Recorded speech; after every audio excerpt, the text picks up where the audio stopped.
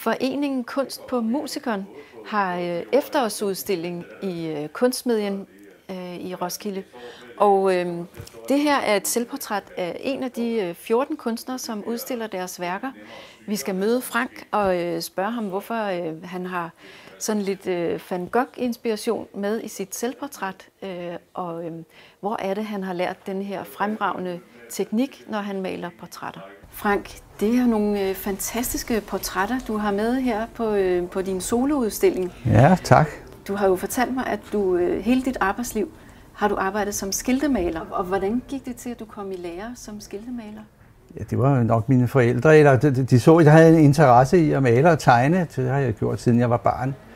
Så de synes, det måtte være lige det rigtige for mig. Og det har det også været på mange måder.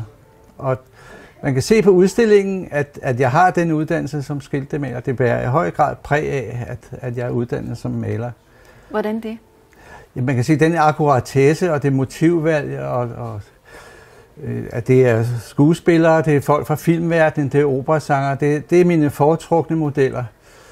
Og det harmonerer lidt med, at jeg som unge og skiltemaler malede biografreklamer for eksempel op på Palads. Så det vil sige, at den der teknik, den har du simpelthen på ryggraden? Ja, det har jeg. Det er en teknik, jeg har udviklet gennem mange år. Ja. Og hvad så, da du stoppede med at arbejde som skiltemaler? Hvad oplevede du så en frihed ved, at du kunne male, hvad du selv havde lyst til? En total frihed. Jeg har aldrig været så glad i mit liv, som da jeg gik på efterløn som 60-årig.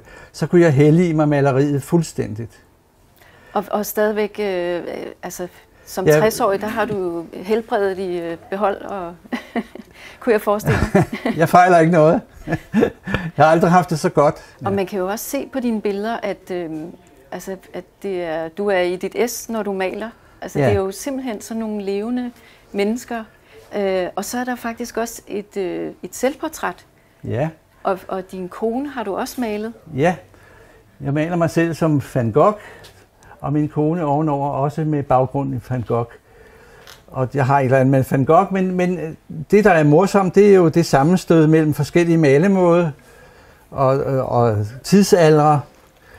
Og det synes jeg virker enormt godt. Der er flere eksempler på udstillingen, hvor jeg gør det samme. Har en kendt maler og impressionistisk. Det er gerne Van Gogh, det går ud over, og Matisse og andre, ikke?